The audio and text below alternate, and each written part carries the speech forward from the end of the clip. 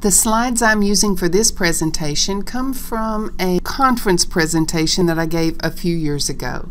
And I called my topic Communication Across Boundaries and was focusing on the document involved in an annual general meeting for the company that I worked for in Papua New Guinea back in 2010.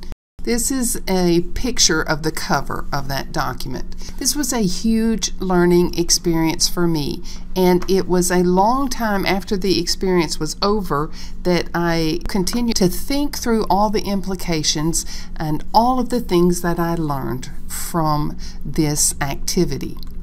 I'm going to start by talking about what the assignment was, and then the creation process, and then we'll talk about the distribution of the document, and I'll wrap up with some learnings. Now, this is me, that little bouncing star over in Houston, and I chose to go to work for a company located in Papua New Guinea, which is just north of Australia and a long way from home. I was there for 3 years working for this company, and it was the experience of a lifetime. It was fabulous for me, but it was a long way away from home, and things there were very different than what I was used to. My assignment for the company, I'd been with them for a little bit and I kind of settled in and felt myself part of the company, but they were really working hard to get some contracts, some formal signed contracts with 2 large multinational companies, and so my part of that was to come up with an official looking annual report. Now, an annual report is kind of a genre of its own, and it's all about organizational communication.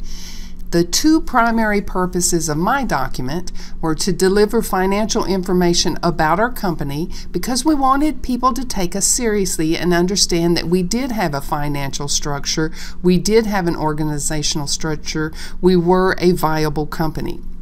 Also, we wanted to present ourselves, our company, in a positive light, and a pretty slick document may be the best way to do that sometimes. For organizational context, though, there were things going on in the country and in the company that had an impact on this report. First of all, general elections were scheduled for less than a year later.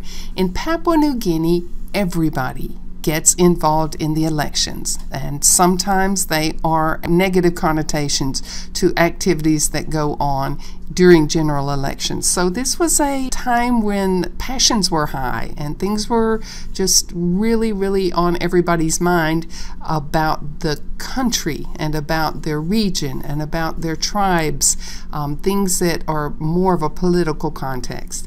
Also, this company was set up with 26 shareholding companies that provided them with funding to kick off their organization, but each of these companies had sometimes hundreds of local tribal members who contributed to the shareholding process. So in actuality, we had thousands of shareholders, but they were all managed through this strange in an American context shareholding structure. So some of the shareholders for our company had very little financial involvement in the company.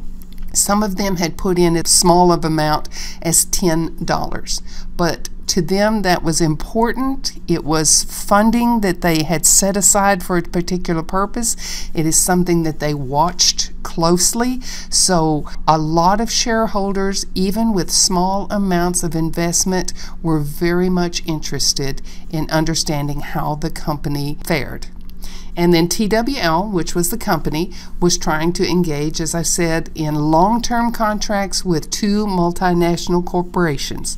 So we had a primary audience, 2 companies that we were trying to impress.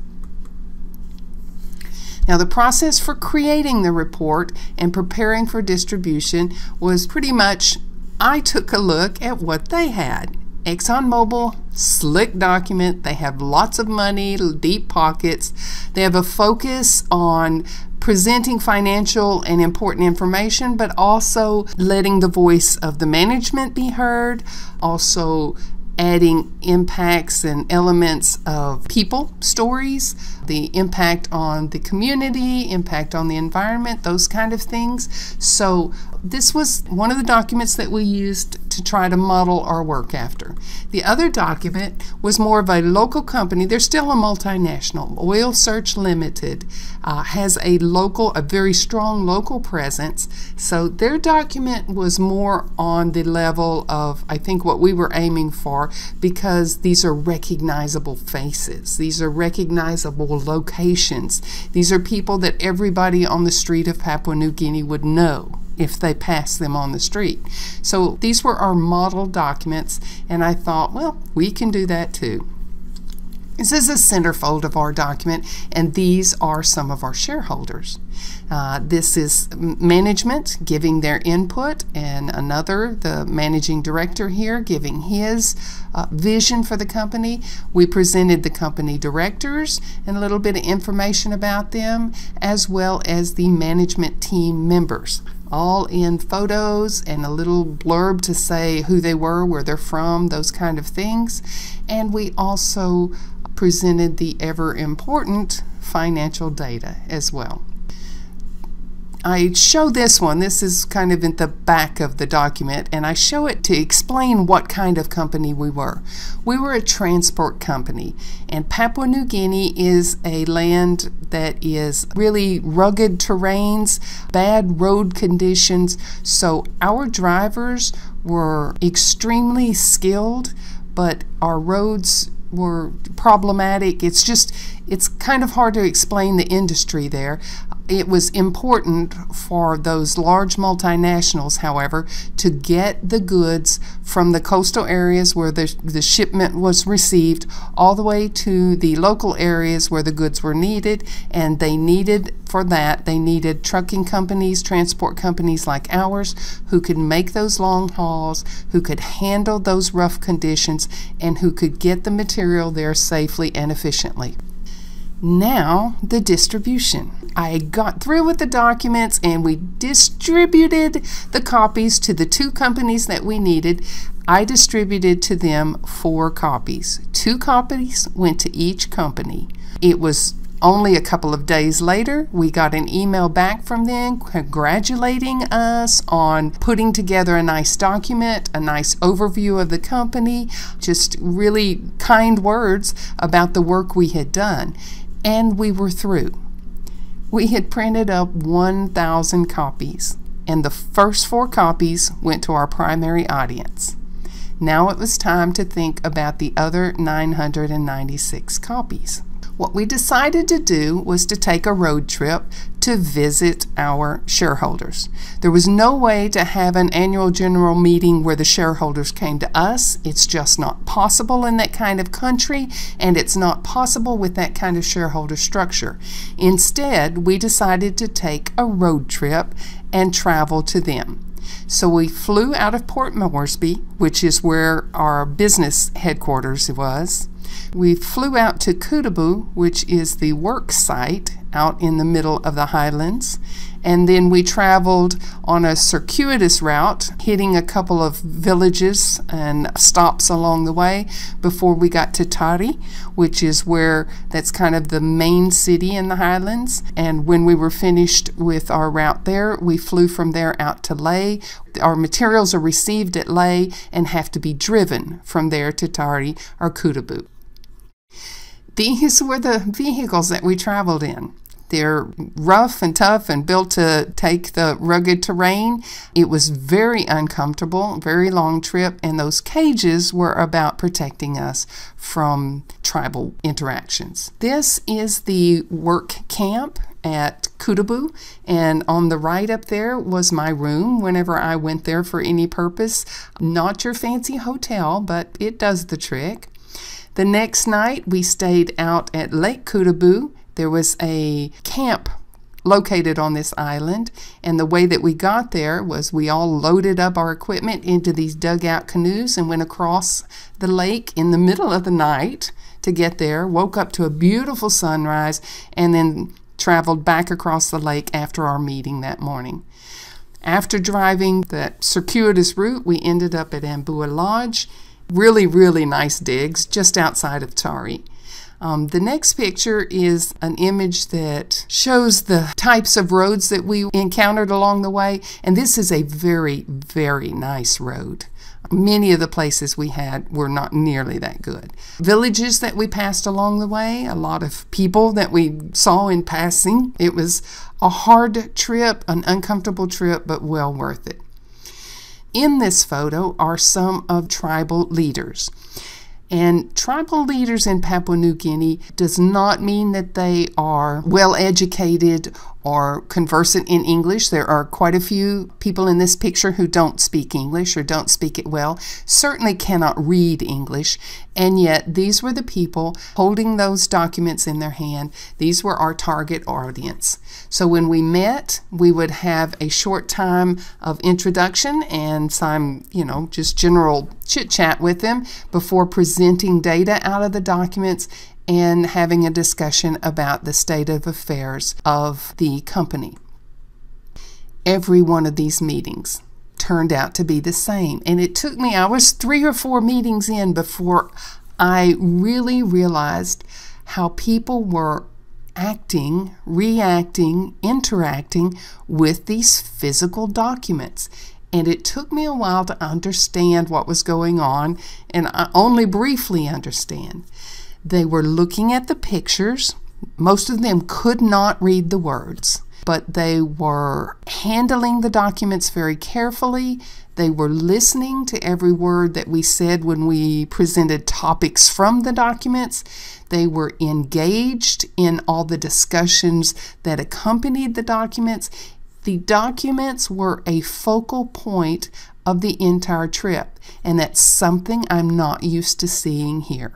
Not used to seeing in the U.S., and certainly not used to seeing in a business standpoint. Some of these villagers, again, could not read a single word of any language, and yet they wanted to see the documents. They wanted to hold them. They wanted to talk about them.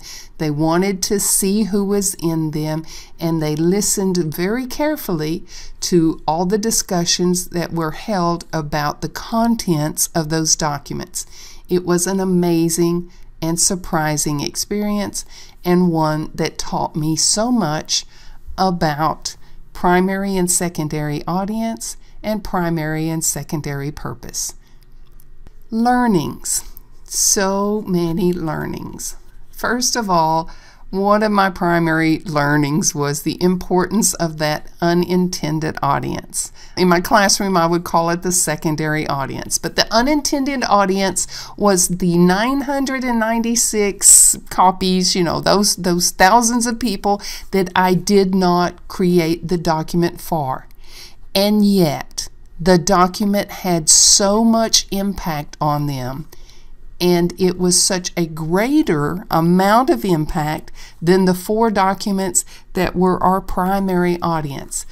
And it was a huge thing for me to understand that I did not take nearly enough consideration of this audience thinking through the creation of the document. Another piece was the consideration of culture. Now, I'd been in the country for a while, but I'm still an outsider. I tried to include photos, images, things that looked like faces they recognize, places they recognize, groups they recognize, all of those kind of things. So I did try to consider the cultural implications, but there were a few things I missed on. The document is entirely in English, and there are many of those shareholders who would have understood a few words had I engaged help with presenting some of the other languages.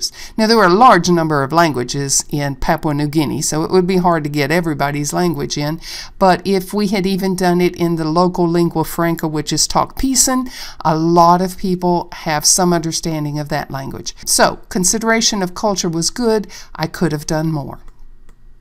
And I do always think of ways, how could I improve this document? First of all, think about that audience. Had I taken a shareholder focus and then let the management team at ExxonMobil and Oil Search Limited be the secondary audience, this may have turned out to be a slightly different document. Even if I next time around want to sit down and think about the shareholders as an important feature, not a byline and not a footnote. Also, I learned that text is not everything. I put some nice photos in because ExxonMobil did and because Oil Search did. And then after watching the people interact with the documents, I realized that the images presenting there were also important in a number of ways. One way was that it was an introduction to me, or to people like me, members of the management team that the local shareholders did not know. They could look in the book, read the picture, somebody around them would tell them what it said, and they could look at me, smile at me, shake my hand without ever having to exchange any words with me because they couldn't. You know, a lot of them didn't speak English, but it was quite the introduction to me. So I got a chance to understand that text is powerful, but it's not everything. Next time around, I would do some language use changes. Again, I would try to include more of their local language, but it's really tricky to write in Australian English when you're used to writing in American English. There are differences, so I had to be very careful to pay attention to not only the spellings, but also the uses. I speak and write in American English, and I needed this to be more Australian in English style. The final thing is about partnering with academia. I think there's a possibility for an article here, and I'd like to explore that down the road. But I also think there's a possibility for collaboration with other academics who may have had similar experiences or dealt with similar documents. I think this is important for us to talk to our students about how to craft a document like this and make it usable in the workplace when it is the exception, not the norm. How to write for the exception instead of writing for the norm. I also like to think about including companies in the classroom at every opportunity. Having companies come into the classroom and talk to us about what their needs are, what the shortcomings they see in people coming into the workforce, what kinds of things that they struggle with. All of those are so important for our students who are preparing to enter that workforce to hear from companies, to hear from industry instead of just hearing from the instructor. So I'm trying to make a concerted effort to include more of these kind of interactions in the classroom. It was a long, exciting adventure being in Papua New Guinea, but it was also an important learning, just this one little facet. And I learned so much about primary and secondary audience, about primary and secondary purposes for documents, and about being open and aware and cognizant of all the things going on around me, because the things that we write, the things that we craft, the things that we put out there have importance, and some of them have lasting impact. So we need to be careful and cautious and thoughtful about the things that we put out. Thank you very much.